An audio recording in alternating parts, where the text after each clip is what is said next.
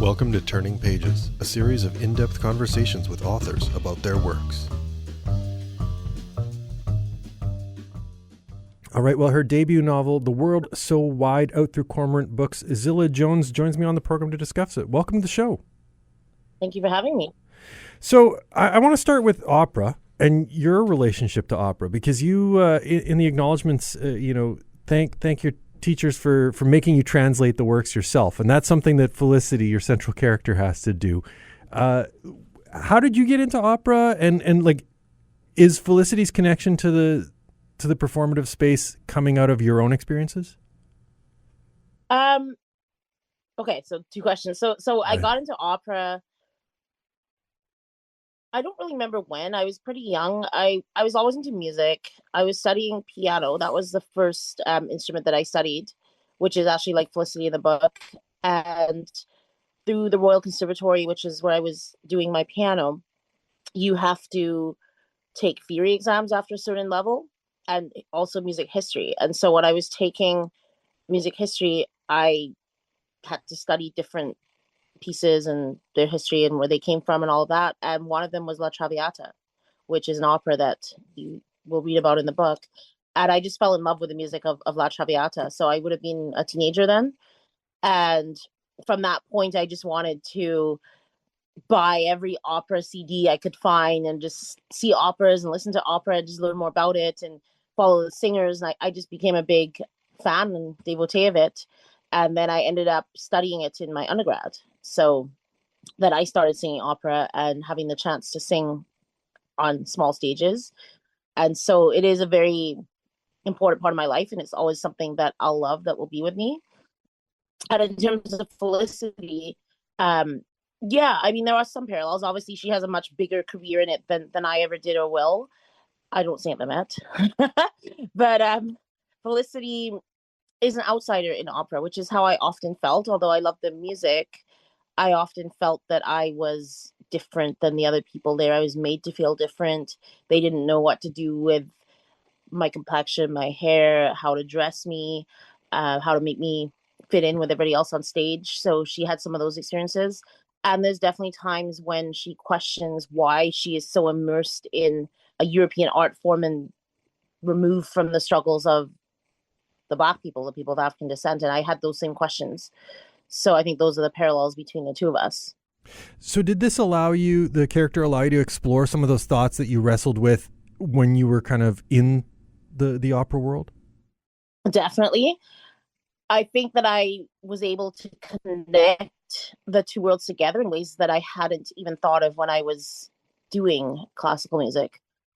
So obviously the conclusion that I come to is that there is a place for art in a revolution and there is a place for revolution in art, and the two are not necessarily separated apart. I think we're often led to believe that classical music is this very rarefied elitist form, and that is how some of the people that uphold the art form want to present it. So a lot of the people that run the companies or are the sponsors of the companies, the opera companies, they tend to be more conservative. They tend to be very elite, very wealthy. And so they try to have it reflect their desires and their wishes.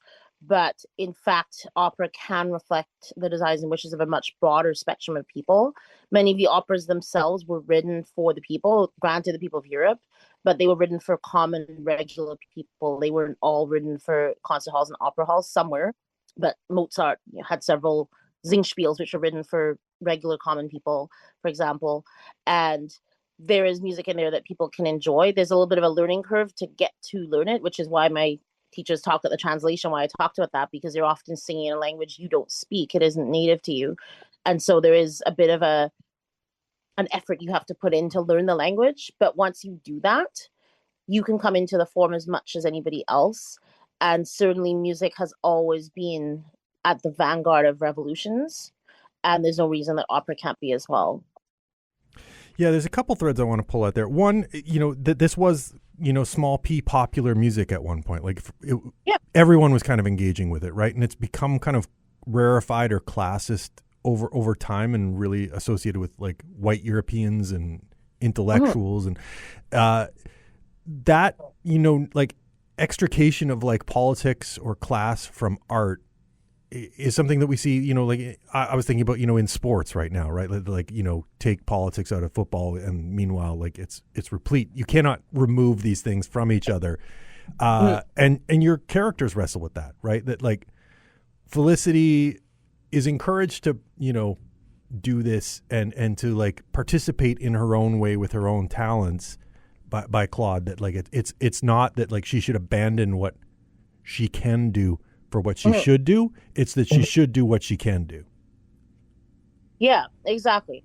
So we all have to use what we can bring to the table in helping our society and helping uplift those around us. And for many artists, your art is what you can bring. And that's what Felicity has. She's not ever going to be a politician. She's not a speech maker. She's not a policy person. She doesn't have that kind of mind. But what she has is this incredible ability to communicate through music and to feel through music. And that's what she can help others to also feel. And I think it is true with sports and music that we often try to depoliticize them, but writing too, with books, I even hear people saying, well, writing shouldn't be political. But it inherently is, because we write from our own perspective, we write from our own experience, we write from our own histories, and those things are intertwined with what's happening in the politics of the day. So even when you take a so-called neutral stance, that in itself is a political position. And so there really are no neutral people in the world so wide. Everybody stands for something, and everybody's passionate about what they stand for, and they're willing to fight and they're willing to die for what they stand for. And I think that level of commitment and passion is what we should always be striving to have in whatever we do, whether it's music, whether it's mathematics, whether it's teaching, whatever it is. There's a place for everybody to bring their best self and be part of something bigger than them. Now, you mentioned La Traviata was kind of what got you hooked on opera, and obviously, like it's a very melodramatic story, and I'm curious if like melodrama, because Felicity's life is a melodrama at times. Is that like, is the echo of La Traviata, or what engaged you with it, part of what kind of birthed The World So Wide? I wouldn't say that opera specifically, but I think the idea that I had was that the Grenada Revolution, which happened in 1979, but was building for a while before that, and then the 4 years of revolution, and then the U.S. invasion in 1983, that whole story to me is an opera. It's very, very operatic. It has love, it has betrayal, it has vengeance, it has revenge, it has forgiveness even. So all of that is in that revolution, and I just thought it was just a natural subject for an opera. Like, why isn't somebody writing opera about this? The two friends that led the revolution and how they get pulled apart, and just that whole dynamic just seems so rich and just such a fertile ground for stories. And then I started thinking, well, why not have an actual opera singer be part of that revolution in some way, so that her career as an opera singer parallels the revolution. So the rise of her career and the rise of the revolution go hand in hand. And so that was my thinking on that. So then the narrative is told in a few different periods. Mm-hmm. Was that part of like kind of the initial idea, or did that come out through draft process? Like, did you decide like there's going to be kind of, we're going to jump back and forth between this house arrest during like the like immediate lead up to the American invasion, or like, did you kind of at any point like write it, Felicity's story, like, 1960s through 83, like how did you conceive of kind of that like structural bounce? I mean, the timeline has had a few changes in editing for sure, but I always envisioned it covering a wide swath of time. So I always went back into Felicity's childhood, and I always went forward. So my original draft actually went beyond the revolution, and it went up to 2001 and 9/11. And I had it opening at 9/11 and then kind of going back.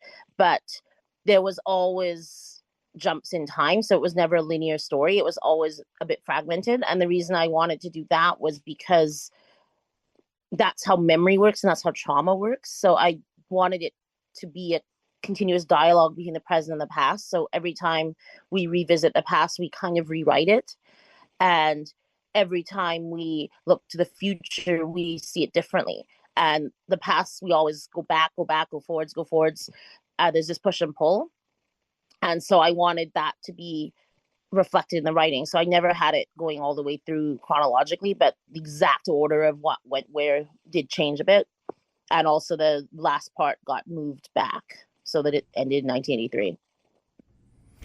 The echoes, like you said, that like, you know, the past trauma informs the current, or like, you know, the contemporary within that in the story.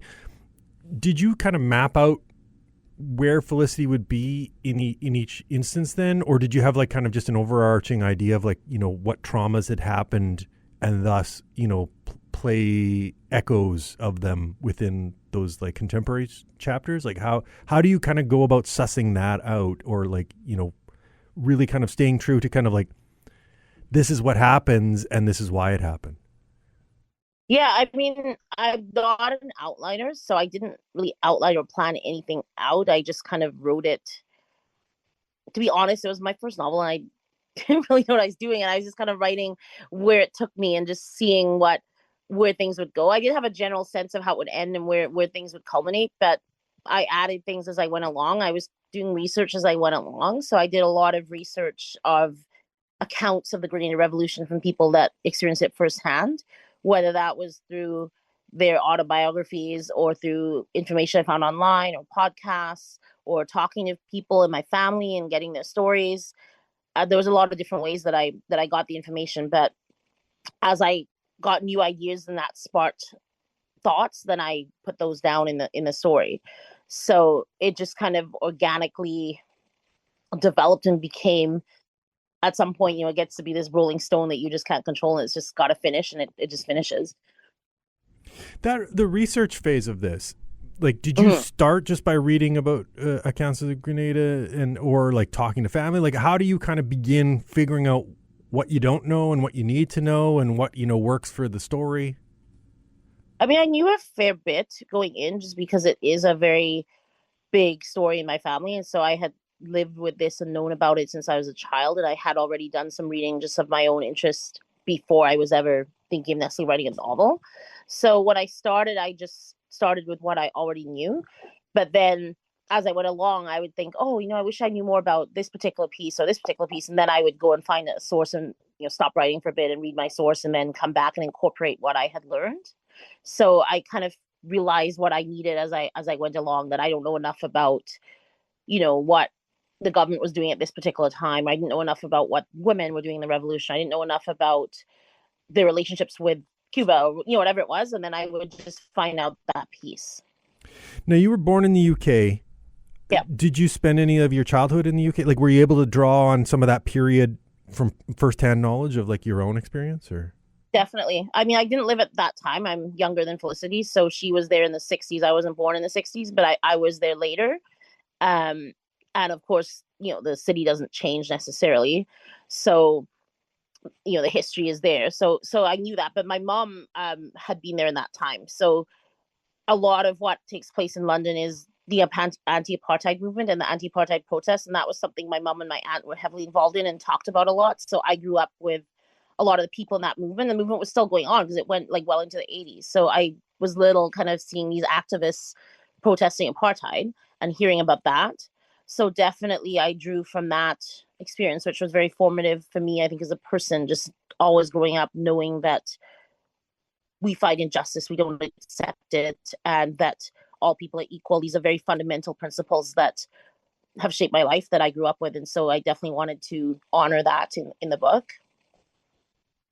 Did you like interview your mom or just like ask her questions that help kind of flesh things out? Like how do you go about kind of like mining her experience and trying to get a sense of, you know, that period in that place?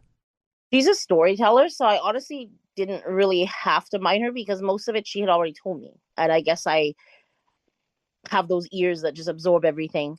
So even as a child, I was very aware of all the conversations. I knew what was happening. And then as I got older, I asked questions and my mom would answer the questions most of the time. And just in conversation, it would come up all the time. So I don't think I ever had to really sit down and say, okay, go, like, tell me this, tell me this, tell me this. Because it was all there from just my life with her. Sure enough. Now, obviously, there's fictionalized, accounts of people within this book, but that like mirror some real people. And one of them is Jennifer Hostin, who Mhm. won the Miss Universe Yeah. from Grenada. I'm curious about like she's like her parallel character is a person within this book and within Felicity's universe. Like, did you avoid specifically naming her but alluding to her like for rights issues, or like how do you kind of go about making a determination of like a parallel universe of a Grenadian woman winning Miss Universe and being part of this? I mean, the official line is that these are fictional characters and they're not based on real people. And so I don't think I was ever trying to just take a real person and slap a fictional name on them. Like, they're my own characters, they're my own creation. They can do their own things that came from my imagination. But certainly there is Jennifer Hostin, who did win the Miss World, and that definitely inspired me because I think that was a pivotal moment for a number of movements. So what I talked about, the Miss World or Miss Universe pageant, there were protests by feminist groups because they thought that this was degrading women and objectifying women to have a beauty pageant. There were also protests by racists who didn't like that a Black woman was chosen. And there were protests by Black groups who were proud a Black person was chosen but wanted to focus on the bigger picture of their independence not being granted by Britain. So it was a very complex time, and I liked those complexities. And as you probably noticed reading the novel, it's very layered, and I like having these different issues intersecting. And so I just saw that Miss Universe as an important time that would have to be covered in this book. It fell within the time period of the book, and I felt that these activists would have been there and they would have been part of that. So that was why that got tied in. So it was more to serve the narrative of the book than to represent a particular person. But I think what was interesting about having a Miss Universe character from Grenada is that she then goes on to be part of the government. So she isn't just, the pretty face, but she actually has the same aspirations as the men. She wants to bring change. She wants to be an agent of change for the people. She wants to do social justice. She wants to improve people's lives. But her way in has to be this beauty pageant because of the stereotypical role that women are given in this revolution. So I wanted to show how even within Black revolutionary movements, there have been instances of sexism. There's been homophobia. There's been different forms of discrimination within our movements as well. So we need to remember that and not just focus on anti-Black prejudice, but also the other ways in which our movements can be not welcoming. And that was why I used the beauty pageant character. Yeah, it's funny. I like independent of reading this book, happened to watch the movie Misbehavior, which is like a dramatization of that. I've seen that. Yeah, and so it was just fascinating. I was like, oh, this is a real person. As soon as I started reading the character, I'm like, I know who this is about. It's interesting you say, like obviously, the London's a big city, but the like universe is a small place, particularly when it comes to like social justice and like the circles. Like she would run into these same people, right? That if she's kind of getting involved in this, how did you kind of go about building the world in which Felicity would inhabit? Like did you give some thought to like who she is in Winnipeg and the community that she comes from, and who she as like a foreign student would run into and encounter in London? Like do you think about veracity or like the world building that goes into that, or is that something you just sort out as you start writing? I mean, I sorted out as I started writing, but I definitely was thinking about it while I was writing. So I think at the beginning I talk about how I wasn't trying to be 100% faithful to history. If you want to know the history, then go get a history book, because I'm an amateur historian. I love history, but I'm not a trained historian. I'm not looking at necessarily original sources. It's not what I'm doing. But I am also trying to be relatively faithful to it. So I'm not trying to say things that are just way out of context for the time or that could not have happened. So I do think that everything is plausible or is based on something that could have happened or maybe happened in a different time. I just changed the time on it by a year or something like that. But it still was realistic. So I move things around a little bit in terms of time and those types of things, but not beyond what would be historically accurate. And I mean, I think in Winnipeg, one of the questions I had was, how did Felicity's mom even get there that early? Because Canada had racist immigration policies in place. So Canada had a color bar, and you could only emigrate here if you were from a white Commonwealth country, and there were very limited abilities for Black people to even come to Canada until well into the 60s with Pierre Trudeau, which a lot of people don't know. And I wanted to mention that a little bit in the book. So her mom came to Canada after the war as a British citizen. So she mentions in the book that they were surprised when she got here and they realized she was Black because she was coming via England because she had been there. And there was a whole backstory to that, which was in earlier drafts and got removed. But that was one thing I had to deal with, was how do I even get her to Winnipeg at this time? Because she is too old to have been here by most accounts. There were some Americans who came up through the States, but it was difficult for a Caribbean person to even be here. The few that were working as domestics. So I had to give the mom a backstory to kind of get Felicity to Winnipeg. And then when I got her to Winnipeg, I figured that her mom would be very connected to the Black churches because those were the places that supported the first Black immigrants to the prairies. And so her mom becomes very connected to one of the churches, and that's Felicity's upbringing. And then that gives a whole other story because Felicity is not somebody who really is made for the church. She doesn't believe in religion. She doesn't want to live the kind of lifestyle the church is demanding. And so that builds in a conflict between her and her mom. So that was the Winnipeg piece. And then once she gets to London, yeah, she's a foreign student, but just basing that on my mom's experience, who was a foreign student in London, there was so much social revolution happening and all these movements. So she would have to be connected to those. And then that brought her into the Grenada story. Sure enough. Now, speaking of Felicity's mom, I was curious about kind of like, did you come up with their relationship from the beginning? Because there's like, it's prickly, right? Like that they are kind of disappointed in each other very often. Yeah. And so there's a thread of like maternal disappointment and like that they don't see eye to eye. And was that like from the get-go that would be their like antagonistic relationship, and that like there's like a real kind of push-pull between the two? From the beginning, I wanted to write about the mother-daughter relationship as part of this story because, as I said, I think the role of women in the Caribbean and in the Caribbean anti-colonial movement and social movements is a really undertold story. We hear a lot about the men's story. We don't hear as much about the women.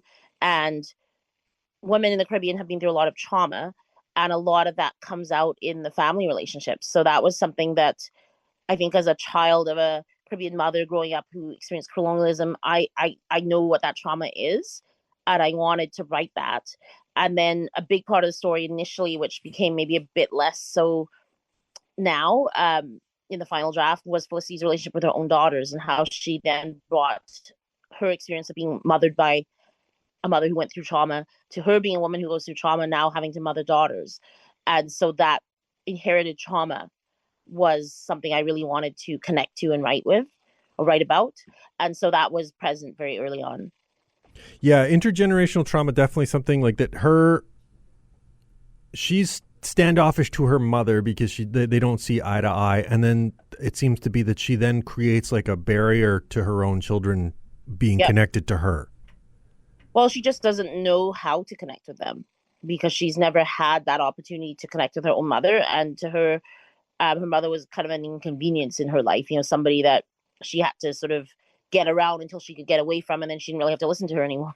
And that was how she saw it for a good part of the book. And it's only later that she realizes that, her mother did love her and want the best of her. It's just that her mother's version of what would be a good life is so different than hers. And her mother really believed that if she went to church and met a nice church boy and she settled down and she had kids, she taught Sunday school and maybe did a bit of singing with the kids in her spare time, she would be happy and she would be safe. And that's what her mom really believed. But of course, that's not Felicity. She's super dramatic. She loves attention. She has this big talent. She's made for big spaces. And that fundamental incompatibility is what made their relationship so difficult, that each of them thinks the other is living their life the wrong way. So that when it comes to her daughters, she doesn't even really care what they do because she doesn't know how to see them as people. They're just inconveniences to her as well for a lot of the book. Yeah, and obviously, like, she wasn't necessarily under her mother's thumb, but like her mom had an idea of what she wanted the path to be. So choosing no path whatsoever for her children is like the antithesis of like, as a mother, she's not like dictating what her children have to do, but it's like to the point of absence. Yeah, like it doesn't reflect on her. For her mother, and I mean, this is true of many traditional Caribbean families, what your kids do reflects directly on you as a person. So if they're not living in a moral and right way as the parent sees it, then that's an indictment of the parent. So it was very important to her mother's social standing that Felicity live a certain way. Felicity doesn't get her status from that. She gets it from her singing and her performing and her association with powerful men and other things she's doing. So she doesn't have a need for her kids to reflect her values in any way. So it's just a very different lifestyle than what her mom had. Did you worry at all about, like having a central character who can be, not necessarily like the best person in a scene or in a situation, and like, for people to engage with or like stay on her side? Was that ever a worry at all? I don't know if it was a worry, because I think that if there's one thing that I want to be kind of in this industry of the writing industry, is authentic. So if that's the character that I want to write that I feel appropriate to the story, then that's the character I have to write. Nobody ever told me to change that, which is good. Definitely with readers, I have had people say to me that they sometimes were very frustrated and they want strangle her or shake her or punch her in the face. And other times they were very sympathetic to her, because at the same time that she can be a terrible flirt, unfaithful to her spouses, not respectful of other people's relationships, selfish, demanding, all of those things, she's someone who faces a lot of obstacles. She faces racism, sexism. She's in a patriarchal, elitist industry, as we talked about at the beginning. She's an outsider there. Got personal traumas and hardships to deal with, and yet she rises and she shines and she has this beautiful talent and she's so excellent at it. And so they're really rooting for her to make it as a singer, even though they may despise how she conducts herself as a mother, as a partner, as a friend. And I think that Felicity is very realistic, that maybe she's extreme, maybe she's a bit of a caricature compared to a lot of other people, but I think that we all have those aspects of ourselves that aren't as pretty, and then we have the parts of us that do good, and at times Felicity does real good, and she really can be selfless at times as well. And I think to show that evolution of her character as well was important to me, because that parallels the operas that she sings in. And La Boheme actually is one that has a transformation of the main, well, not the main character, but one of the main characters, Musetta. She is also very selfish and very similar to Felicity in that way. And she ends up making a very selfless act where she sells her own fur muff to buy medicine for Mimi, who's dying. And so I thought about that one for a couple of moments in the book that I won't spoil for the reader, but there's two places where Felicity actually puts aside what she wants to help somebody in need, a woman, actually, both times, which I think is also significant because she's very connected to men and she's very consciously chasing men and doesn't really care about the opinions of women for most of the book, but at these 2 points she does. And actually that's probably one thing that people have mentioned to me a lot too, is that they think that some people, not everybody, but some people have definitely commented on how Felicity is very focused on men, and some female readers don't like that. But again, that's who she is. There are women like that. I wasn't going to write something that, is politically correct or ticks the 2025 boxes, right? This is a character in the 1960s, 1970s, and her world is male. And so that's what she has to do to get ahead. And I feel it wouldn't be realistic to write her differently. She's a complex character. Yeah. The book is The World So Wide. Zilla, thank you very much for taking some time to join me on the program to discuss it. Thank you for having me.